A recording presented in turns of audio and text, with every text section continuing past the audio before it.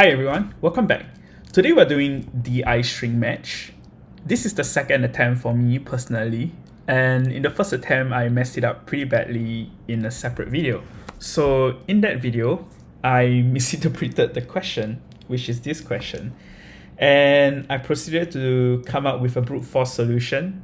The optimal linear solution wasn't intuitive to me back then, so it took me some time for me to systematically trace and work towards that solution.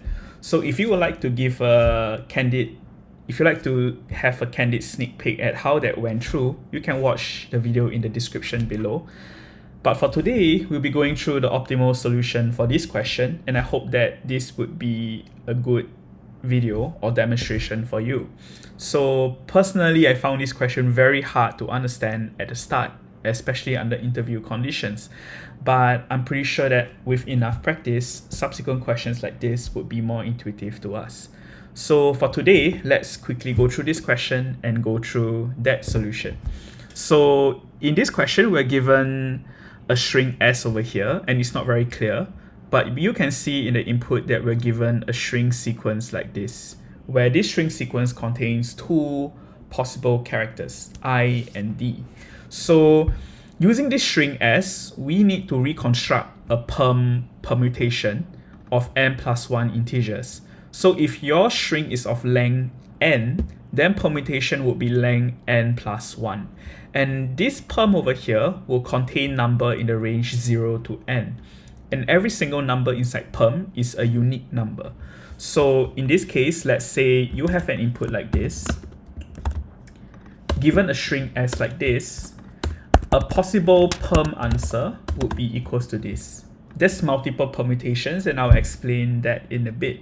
So the idea is, looking at these two properties over here, if the current character at index 0 in S is I, then what this means that the corresponding index 0 in perm for this number is less than the less than the number to the right of it.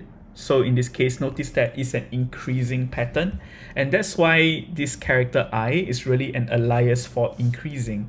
So for the subsequent character D at index 1, we will look at the number in permutation at index 1 as well. And for this given number, this number is more than the neighbor to the right of it, and this is a decreasing pattern. So this is pretty much explaining the two cryptic properties over here. So given this string S, we have to reconstruct a valid permutation list of integers from range 0 to n, and we can return any of them. So that's pretty much the question. So the idea to solve this is to keep track of two numbers. The first number will be mean perm, and this mean perm represents a number that is not used in perm yet, and this is the minimum perm possible to be appended to perm. We also define a max perm, and similarly in this case, just like mean perm, this represents the maximum perm number that is not used in perm yet. So this would be length S at the start. And this makes sense because if you initialize S to be a string of length 4, then the largest possible number in perm will be 4. So that's pretty much it. And the next thing we will do is, of course, define perm. We will set perm to be equals to be an empty list over here. And the idea is, if we do a linear scan across S, we'll be able to check if the character is I or D. And if it is I, then it is in our interest to append the minimum perm into perm. And the idea is, the reason why that is the case is because, let's say you have a sequence like this. You have 4 I's over here. If you have 4 I's, it is in your interest to append the minimum perm into S. Because if you encounter if you had done the reverse, let's say you append 4 to perm instead, and for visibility, let's represent the possible numbers that we can append to perm over here. If we append 4 for the corresponding I, then for the subsequent I in position 1 and any other position afterwards, you do not have a number that is bigger than 4 that is available to us to be appended to perm.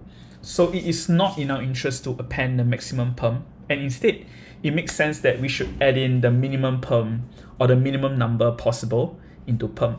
So let's say if you have appended 0 or min perm instead, then for the subsequent position of I, you have more numbers to choose from. You have 1, 2, 3, and 4, where if you choose any of them, it will achieve this property of I, where the current number is going to be less than the neighbor to the right of it. So let's say we append 1, then for the subsequent I over here, you can choose 2, 3, or 4.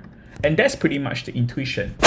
Similarly, for the inverse, if you choose if you have a sequence D, D, D, D, then it is in your interest to append max perm into it. So if you append 4, then for the subsequent Ds that come after it, you have more numbers available to append into perm that will achieve this decreasing pattern over here.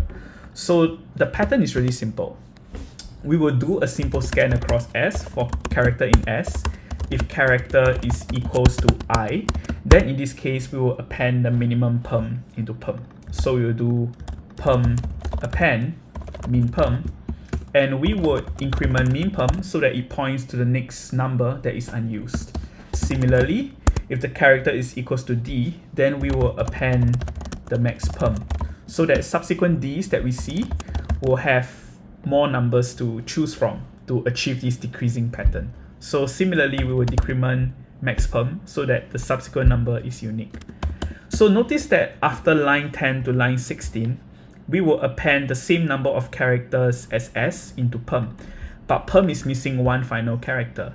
And the idea is after you reach that point, min perm and max perm will be pointing to that final number, and you can just append perm with either min perm or max perm. It doesn't matter if you choose min or max, but by appending that final number, you will achieve perm, where perm is of length n plus 1. And that's pretty much the answer. So if it is still cryptic, to me personally, I found it quite cryptic without tracing. So let's quickly try this algorithm out with this simple test case over here.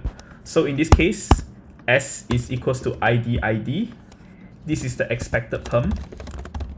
And we will initialize perm to be equals to an empty list over here. And our objective is to check if perm will be equals to expected perm after this tracing. So let's get started. So over here, perm is equals to an empty list. Let's trace this out. Place the value of the variables to the right side as usual. Min perm will be equals to 0. Max perm will be equals to 4 because the length of S is 4. And let's set character to be the first character in S. So character is equals to I. So in this case, we will hit line 12. We will append min perm to perm. Then we will get 0 over here because min perm is 0. And we will increment min perm by 1. Next, we will hit the second character in S, which is D. And in this case, we will hit line 16 to line 17. We will append max perm. In this case, this is 4. And we will decrement max perm for the next unique append. So we will hit the third character in S. This is I. So we will hit line 13 to line 14. We will append min perm. So 0, 4, 1. And we will continue with the final character D. In this case, sorry, I have forgot to append min perm by 1. But now character is D. Then we will append max perm. Max perm is equals to 3. We will decrement max perm. And now we are done with our iteration from line 11 to line 17. And finally on line 19, we will append min perm. And we'll get 0, 4, 1, 3, 2. And this is the answer. So now that we have traced this out, let's implement this. This is actually the implementation already. In this case, this question is still pretty straightforward, so we were lucky to actually implement it when we plan out our strategy. So we will first initialize perm, we will initialize min perm, and we will initialize max perm as well. Once we're done, we will do a linear scan from left to right in S and check the character to decide what to append to perm. So if character is increasing, then we will append the smallest number possible, so subsequent i's have more numbers to choose from. So min perm plus equals 1. Else, if the character is decreasing, then we will append the maximum possible number, so subsequent d's will have more characters to choose from to achieve this pattern over here. Finally, after doing the linear scan in S, we have appended n elements. We will append the final n plus 1 element by appending min perm. And once we're done, we'll return perm. Let's quickly check if there's any mistakes that I made. Everything looks fine. Okay, let's run this against some test cases. This passes. Let's submit this. And there we go. So for this approach, the time complexity is ON, and that's because of the for loop on line 28. So all of these are O1, these are O1, all the comparisons within the for loop is O1. So in this case, the algorithm scales linearly with the length of S, where n is the length of S, in case that's not clear. So for the space complexity in this case, because we are initializing a list, and this list will be appended with numbers to the point that is n plus 1, then in this case we will be using ON space over here for perm. Min perm and max perm will be overwritten, so the amount of memory that's used here is constant, and we don't use any memory here as well. So looks great. And in this case, the space complexity is ON to store perm, and this perm will be given back to Leetcode as the answer. And that's pretty much it for this question. So if you found this useful, please give us a like and subscribe, and we will see you in the next video.